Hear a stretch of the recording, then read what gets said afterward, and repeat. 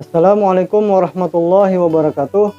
Para sahabatku sekalian yang dirahmati Allah, jumpa lagi dengan saya. Kali ini saya ingin membahas tentang perubahan akhir kalimat. Seperti yang kita ketahui, dalam bahasa Arab itu ada baris dhammah, fathah, kasrah, dan sukun. Nah, itu ada alasan tertentu kenapa bisa barisnya dhammah, fathah, atau kasrah atau sukun, yang akan kita pelajari di video kita kali ini. Sallallahu ala Muhammad Sallallahu alaihi wasallam. Perubahan akhir kalimat di dalam bahasa Arab disebut dengan i'rab.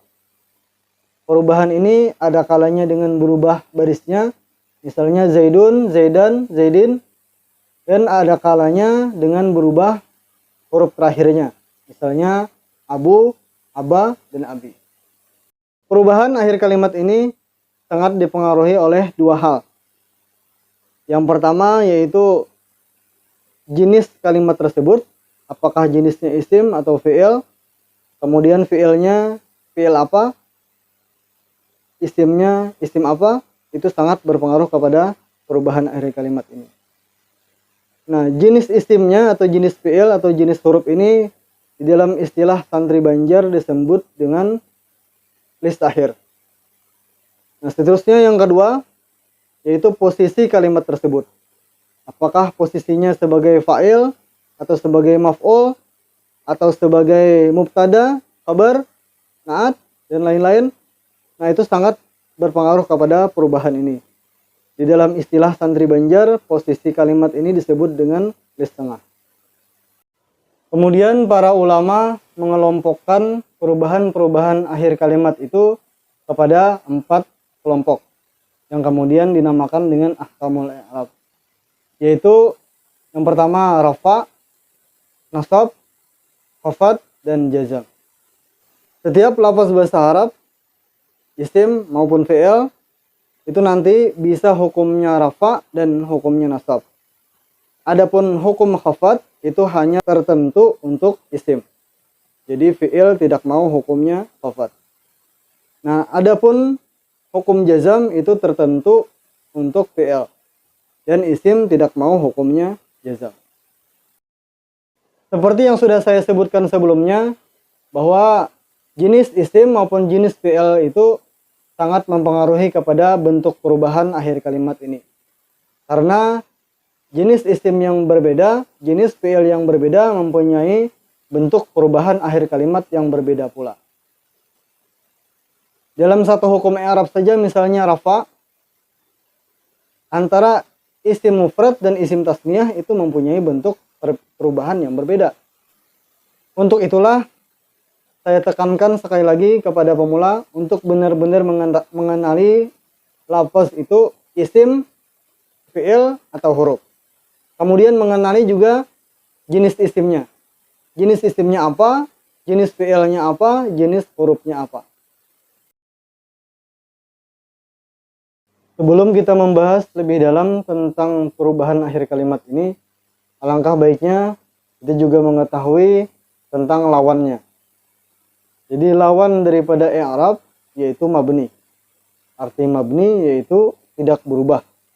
Sudah ditentukan barisnya, sudah ditentukan akhir kalimatnya, dan tidak akan berubah. Dengan mengetahui lafaz-lafaz bahasa Arab yang hukumnya mabni ini, kita bisa memberi pengecualian kepada lafaz-lafaz tersebut. Ketika kita misalnya mendapatinya di suatu kalimat bahasa Arab, di kitab kuning misalnya, kita bisa mengetahui bahwa itu adalah lafaz yang tidak berubah. Itu adalah lafaz yang sudah ditentukan barisnya, dan barisnya adalah seperti ini. Nah, di antara lafaz-lafaz bahasa Arab yang hukumnya mabni yaitu yang pertama fi'il madhi. Jadi misalnya kita mendapati fi'il madhi, maka fi'il madhi sudah ditentukan barisnya. Misalnya daraba, maka apapun posisinya, daraba, barisnya tetap daraba. Seterusnya yang kedua fi'il amar. Yang ketiga semua huruf apa saja, huruf khafat, amil nasab, amil jazam, huruf ataf dan lain-lain, semua huruf itu sudah ditentukan barisnya. Misalnya kita ambil contoh min. Min, sampai kapanpun min barisnya adalah min. Yang keempat adalah isim dhamir. Yang kelima isim mausul. Yang keenam isim isyarat. Nah, itu tadi di antara isim-isim yang hukumnya mabni. Mungkin masih ada yang belum saya sebutkan. Mungkin di lain waktu sekaligus menjelaskan materi yang lain akan saya sebutkan. Nah, cara yang paling mudah adalah kita hafalkan. Karena isim-isim lafaz bahasa Arab tersebut itu tadi jumlahnya cukup sedikit, jadi cukup mudah untuk kita hafalkan. Misal huruf jar itu jumlahnya ada 9, amil nasab ada 10, amil jazam ada 19, dan huruf ataf juga cukup sedikit, jadi cukup mudah untuk dihafalkan. Nah, ketika kita mendapati di antara lafaz-lafaz yang hukumnya mabni tadi, maka kita sudah bisa mengetahui barisnya. Kita mengetahui bahwa barisnya itu tidak berubah. Jadi kesimpulannya dari yang sudah saya bahas tadi adalah rumus untuk mengetahui akhir kalimat dalam bahasa Arab, rumus untuk menyusun kalimat bahasa Arab, rumus untuk membaca kitab kuning adalah sebagai berikut. Yang pertama, kita harus lebih dahulu mengetahui jenis kalimatnya. Apakah jenis kalimatnya itu isim, fi'il, atau huruf. Yaitu dengan melihat ciri-cirinya. Terusnya yang kedua, kita ketahui jenis isimnya. Atau jenis fi'ilnya. Atau jenis hurufnya. Apabila jenis isimnya itu adalah salah satu daripada 6 macam yang tadi saya sebutkan, yang hukumnya mabni, maka cukup sampai di situ, kita sudah bisa mengetahui barisnya. Karena baris daripada lafaz bahasa Arab yang hukumnya mabni itu sudah ditetapkan.